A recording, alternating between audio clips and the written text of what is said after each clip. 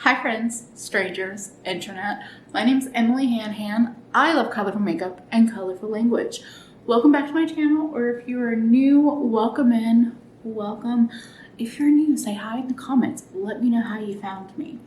I want to talk about makeup trends that my neurodivergent ass just cannot do. I just can't. So if you are new here as well, I am neurodivergent. I am a weird person. I have lots of quirks, and it is something that I am coming into myself. What am I trying to say? It's something I've only realized in the last couple of years, and I am learning new things about myself all of the time. I am self-diagnosed. We're not going to get into the nitty-gritty details, but I'm pretty much an open book in a lot of ways. But self-diagnosis is a valid diagnosis. That's not a debate. That's just a thing I want to state, a fact that I believe in. Now, so here's the thing. As I have gotten to know myself, I realized that my neurodivergent needs interact with my makeup preferences quite a bit.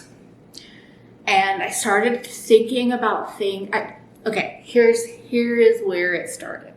So I was on Instagram, as I actually haven't been on it as much as I used to be because the new formatting is just no thank you. But I was seeing this reel of somebody doing a graphic eye look, and they were using, I think, a chubby pencil and a thin eyeliner pencil.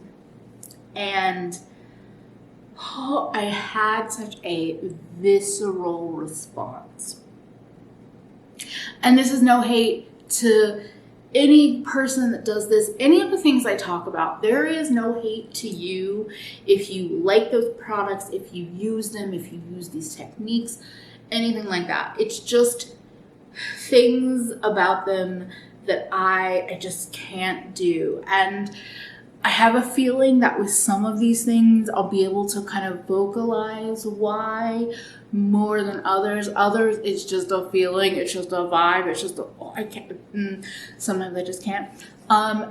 So we'll start with that first one, the one that kind of created this entire video idea. With the rise of graphic liner looks, a lot more people and brands have been showing graphic liner looks and graphic eye looks using the chubbier, using a lot of these looks. Sorry, I'm all scatterbrained today. A lot of these looks are using like pencil eyeliners, either retractable or sharpenable pencil eyeliners, and sometimes also chubby eyeliner pencils, like eyeshadow sticks. And I hate it. There is something about the texture of these kinds of products on the eye, on the skin, that like make me kind of feel itchy inside. Like whether it's a pencil or a chubby eyeshadow kind of pencil, I just don't think it's both like an elegance. I don't think they look elegant on the skin. I think that like eye pencils tend to look nice like in the waterline or on the lower lash line, and some eye pencils are creamy enough that you can kind of like smudge out and wing out. But then like eyeshadow sticks, I don't like the way most of them look when they're not buffed out. When they're just drawn on and it's kind of like you would say a more thicker, opaque layer. For myself as a makeup wearer and also as a visual, there's just something about them that make me feel squirmy, and that's not a good feeling. And I think texturally, I don't enjoy the feeling of like drawing these kinds of pencils on my skin. And then with the chubby eyeshadow sticks, I just usually don't think they look great unless they have been blended out. If they are a base for other shadows, I usually don't mind them. If they are like really like worked into the skin, but I feel like when you're just like coloring them on the skin, they really lay on the skin, and I think they tend to look thick and they tend to look texturally unpleasant. Even if they look smooth, they just don't look, I don't love it.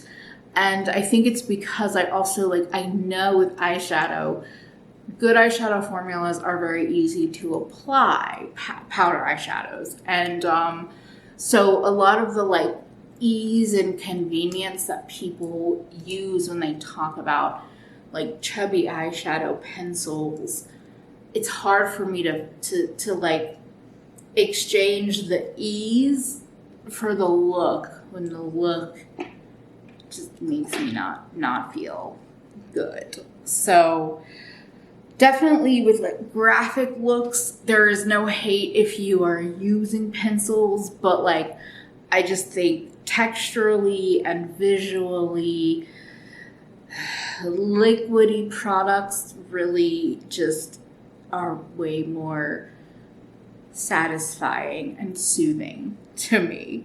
I got really worked up. Sorry.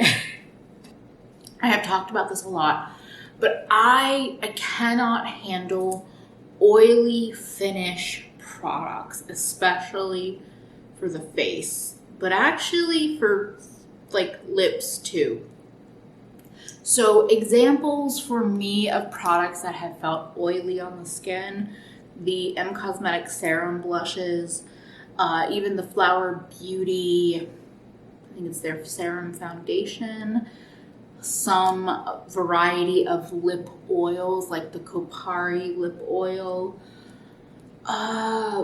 There may have been others in the past that I have blocked out of my memory because I have grown to realize that I'm really not like a cream makeup person.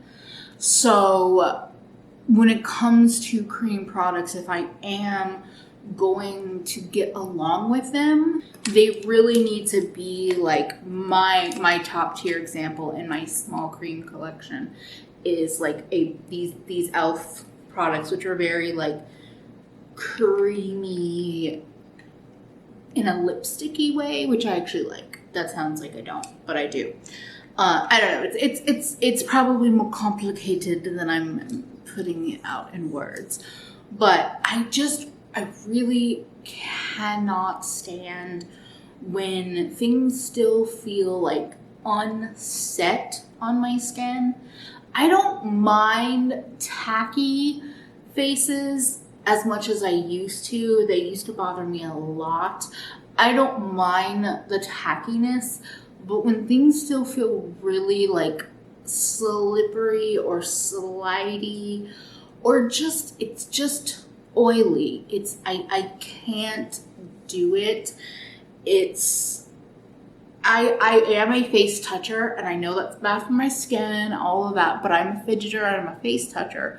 So with like a tacky face, it can still be a little weird, but with oily, I oftentimes feel like oily products, if I'm not careful, I'm just gonna like take off a part of my face, and I just don't like them. I don't like them.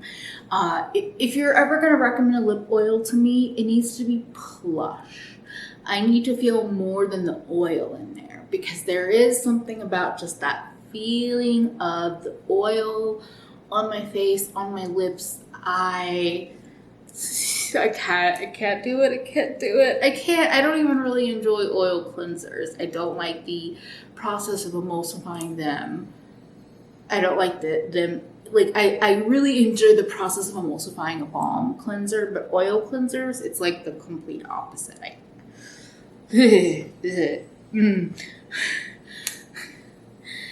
Now, I'm just gonna quickly again touch on, or I say quickly, liquid shadows. Liquid eyeshadows are like, I know I have ranted against liquid eyeshadows a lot in my day on YouTube. And a lot of it stemmed from the short shelf life that they have, or my experience with some brands having very short shelf lives. But I've realized as I have gone on that it's also a texture thing. Anything that is gonna get cracky or almost crunchy, I can't handle it. I feel like a lot of liquid eyeshadows, I would say most, but you know, I don't use a lot these days, but I feel like they have like alcohol or something to help them dry up, and I can just feel that like shrinkage on the eyes. Not that kind of shrinkage. I don't know about that, but I hear horror stories. Anyway, so again, I think about convenience. And so like a lot of people will talk about liquid shadows in the way of convenience. And I find powder shadows that much just easier to apply. I can put down a primer, a powder matte shadow, a glitter primer, and a shimmery shadow quicker sometimes than I could apply and like blend out some of the liquid shadows that I've tried, or even the chubby pencil shadows. And I don't feel that powder primer combo on my eyes the way I feel liquid shadows. So I'm beating a dead horse, but I just wanted to mention because they definitely continue to be a product that I can't. Now, fourth on the list, by the way, it's a list of 5 products or 5 things, trends, you know.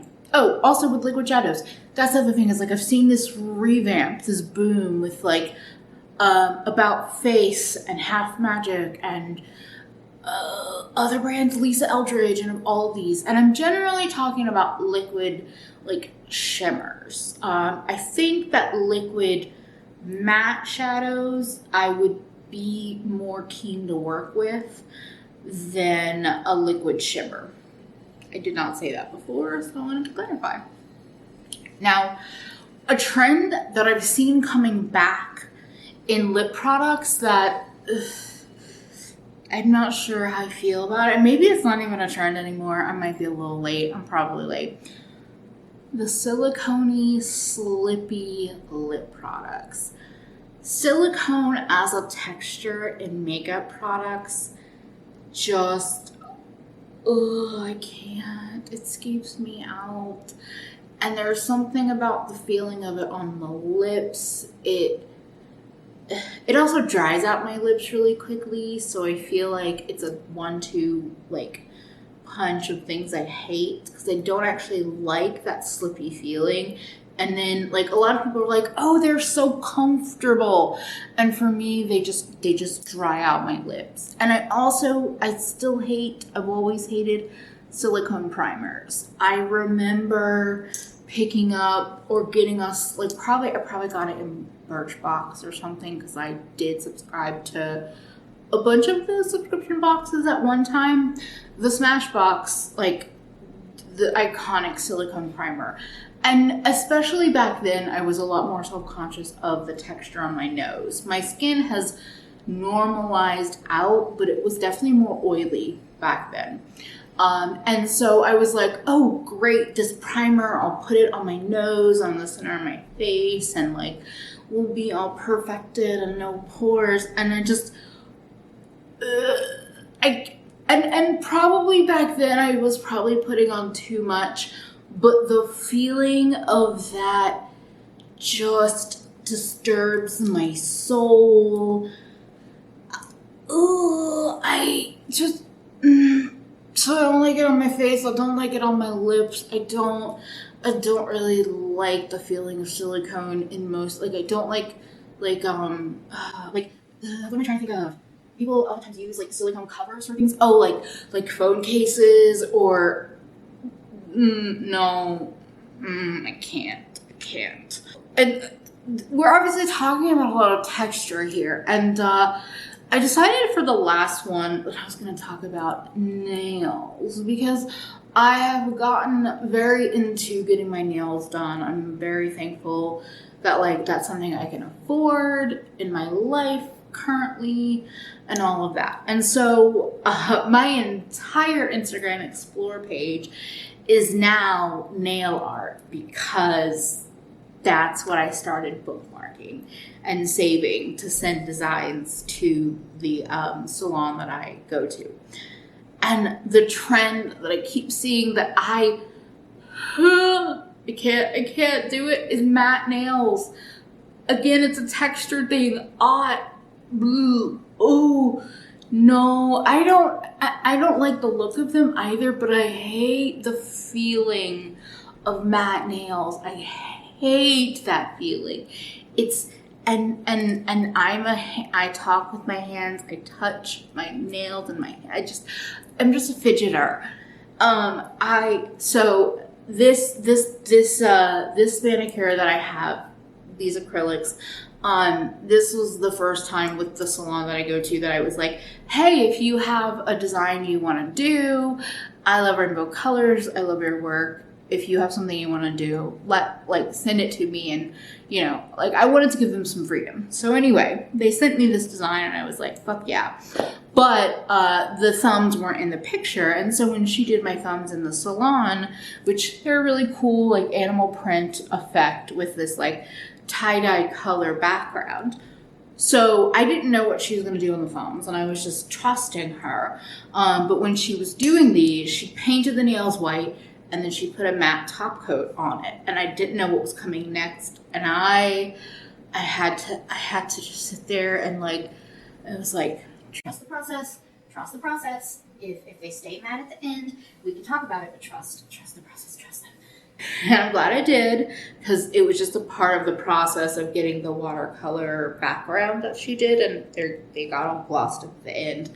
But even just, I can't handle that feeling. It's gross to me. I guess it's almost kind of like those silicone phone cases. Like, I feel like matte nails just always feel gross. They feel dirty. Ugh. And people will show beautiful nail art, but they will leave it matte, or they'll make it matte. And I'm like, y'all gotta stop. This is a purge, a plague. It's a plague on nail art. Please stop. I'm sure it photographs much easier than shiny nails, but no. No. So that is 5 trends or whatever that my neurodivergent ass, I can't do it. As much as I love makeup, I love being creative and doing creative exploration with makeup.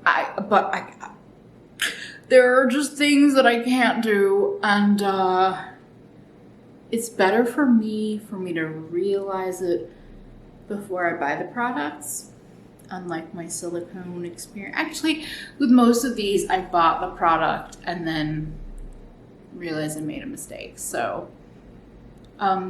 just a reminder from me, listen to your body, especially if you're neurodivergent and you're like, why is this weird? It doesn't matter why it's weird, just listen to yourself, because you actually matter. Your feelings matter, and how things make you feel is important. And you deserve to prioritize your desire and your comfort. So, if you enjoyed this ranty, weird, neurodivergent video, I would love for you to subscribe. Thank you so much to my patrons, my channel members. Y'all are seriously why I'm here, why I'm doing this stuff. I so appreciate this community as a whole. Y'all are fucking phenomenal. So if anyone is watching and you're not a member or you're not a patron and you're like, I want to get to know this weirdo a little bit more, I want to support them, then Patreon or YouTube memberships are a great way to do that. But most importantly, don't forget to take care of yourself better today than you did yesterday, because you are fucking worth it. Bye, friends. Mwah.